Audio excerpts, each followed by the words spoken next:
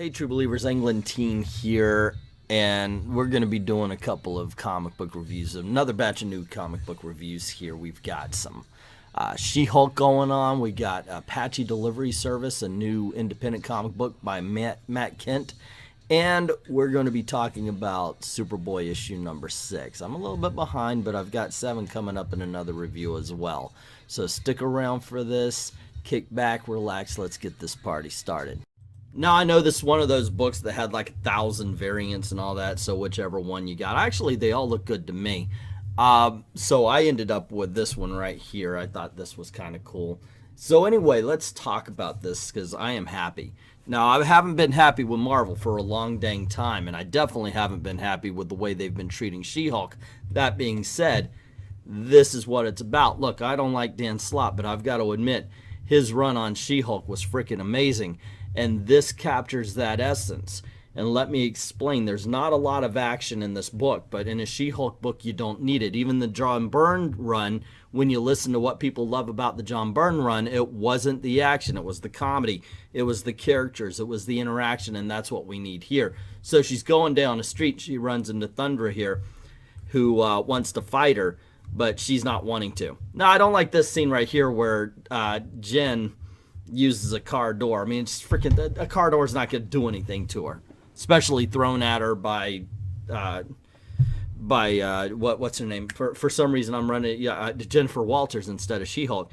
But she does turn into She-Hulk after she says, "Look, I'll fight you, but I don't want to mess up my suit. Hold on." And she gets out of her suit and fights her in her underwear. And they go a couple of rounds, and then it's like, hey, you know what? Why don't we just meet up in an alley somewhere, because I kind of like these bouts. I think that's weird. Hey, I like being hit in the face. But at least it goes along with what we like She-Hulk to be. And I'm very happy about that. This isn't Hulk plus boobs, which is what She-Hulk's been for the last, I don't know how many years, when they basically just drew her like the Hulk. I'm sorry, but you don't make a strong woman by making them exactly like a man. And here we have a feminine She-Hulk that kicks all sorts of ass. I would like to see more of the legal stuff. To me, that was the great stuff about the Dan Slott run, when she was actually being a lawyer and taking care of superhero clients or people who were affected by superhero fights. As it stands, I'm enjoying it. I hope it doesn't go the way that a lot of Marvel has gone, or how DC is falling apart right now. I hope it sticks to this. Is it perfect? No. But will it do in a pinch? Yes. And will I be following this title from here on until it messes up? Abso-freaking-lutely. I had a lot of fun with this book. I'm very happy to report, ladies and gentlemen, boys and girls of all ages, the She-Hulk has finally returned. Next up, we're going to talk about Apache Delivery Service by Matt Kent and Tyler Jenkins. I wanted to get this because I saw it was a war book. Why not? And more to the point, it's a Vietnam War book. My father was in the Vietnam War. I kind of have an interest in that, and a lot of stuff is geared toward World War II. So we meet this Navajo guy. He's called Apache, and a lot of people mistake him for Apache, but he's Navajo, and he points that out a couple of times. And he's learning how to hunt, and then immediately after this page right here where he's learning how to shoot a deer, we go right on into his time in Vietnam. And there's a problem here. It does show him as a loner, and it does give it at least that much characterization, but not really. There's not much to, I mean, a lot of it's quiet. And I appreciate sequential art when we're talking about a comic book, and this does have that in spades, as you can see the pages right here passing by.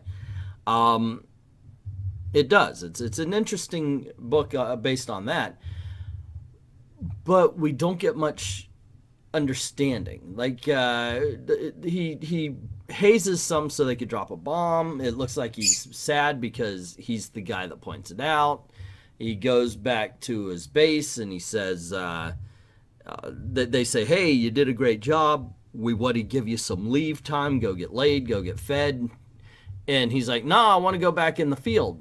which kind of counteracts what we saw. When the bomb is dropping, he's kind of like this, like he's ashamed, but no, he wants to get back, and he actually says he's more comfortable in the field. And I think that's because beforehand we're shown how people are calling him Apache, even though he's correcting him. He sees the ears on the pole and so forth and so on. And I get a feeling this is supposed to be war turns man into savages, and yet he's seen as a savage because he's an Indian kind of thing. But in the one case that he has a chance of walking away from war for a little bit, he goes right back into it. So I don't know exactly what the message is here. It's kind of like Full Metal Jacket, where it says born to kill, but he wears the peace sign. I think I'm talking about the duality of man, sir. So it's kind of that. There's also a part where he ends up getting captured, and there's a British fop kind of guy that captures him, and he's just absolutely out of place here. And he says, hey, you want to go find some Vietnamese gold? Okay, so it's going to be Kelly's Heroes. Is that what we're talking about here? So and then it should end right there, because that's the tagline. That's the end line. When he's like, well, you want to go find some Nazi gold? Done. That's when you close the book, but they don't. They put another page for it, and there's like an old Indian woman, but she's staring off in the distance. A very strange ending. Overall, decent, but not amazing. But I'd check out issue number 2. Okay, so I decided to go back to Superboy. I reviewed the first issue, and I reviewed the 5th issue, the one where they had him come out as bisexual and all that. And my only hang-up with that is that they didn't go full-on gay. They didn't tell us the story from child up. Bendis aged him up. Yet I got flagged for that one. Anyway, so what you gonna do? But I figured, you know what? Let's check this out. Let's go back. Let's see what's going on with this. And Tom Taylor has literally said, I'm not making this up, that he is self-inserting himself into the role of Jonathan Kent, into the role of Superboy. And you can absolutely tell this. He has joined, my wife is snoring right now, he has joined a terrorist cult. I kid you not. How is it possible you're going to have Jonathan Kent join a freaking terrorist cult? And everybody's happy with it. Like, Lois shows up on this ship, and they're like, oh my gosh, you're part of the cult? Oh, that's so good. You'll do so much good work. We saw him beating up a border agent in one issue. It's beyond ridiculous here what they're turning Jonathan Kent into, what they're turning Superboy into. And it's Superboy. Look, Superman's in war world, excuse me, but he's still there. He's still out doing his Superman things. And I understand what they're, you know what, I'm going to have a whole video about what they're doing to the good heroes, the ones that we actually do truly love. It's getting ridiculous as far as the Superboy stuff. Now, I don't mind some of the interactions. I would like to see a little bit more pushback, a little bit more obstacles for Jonathan Kent. How about this one? How about the very strict upbringing that Robin had, so when he does find out that Superboy's gay, he's not so A-okay with it. This is something that real people have to deal with. The fact that some people just don't accept you for who you are, yet you never see it. I would have liked to have seen that in Aquaman. I would have liked to have seen it here. If you're going to do this to the characters, then by gosh, do it to the characters. You know, I mean, let's see the struggle that we keep hearing about. Let's hear the fact that they have to go through this kind of stuff because of who they are.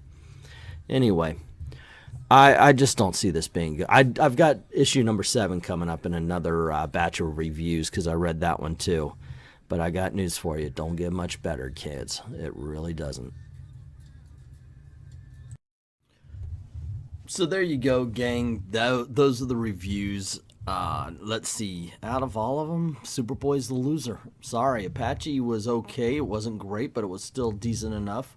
And She-Hulk just freaking wowed me. And it might be because my standards were so low, but in all honesty, I think it's just because it was a fun book.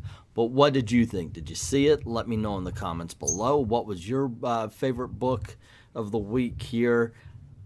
Also, if you don't mind helping out the channel, just click like, share, subscribe, and go on over to Ko-Fi. Links in the description below. Drop $1 in the till. Like, thank everybody who's already done that. And to everyone, all of the true believers, thank you very, very much for watching.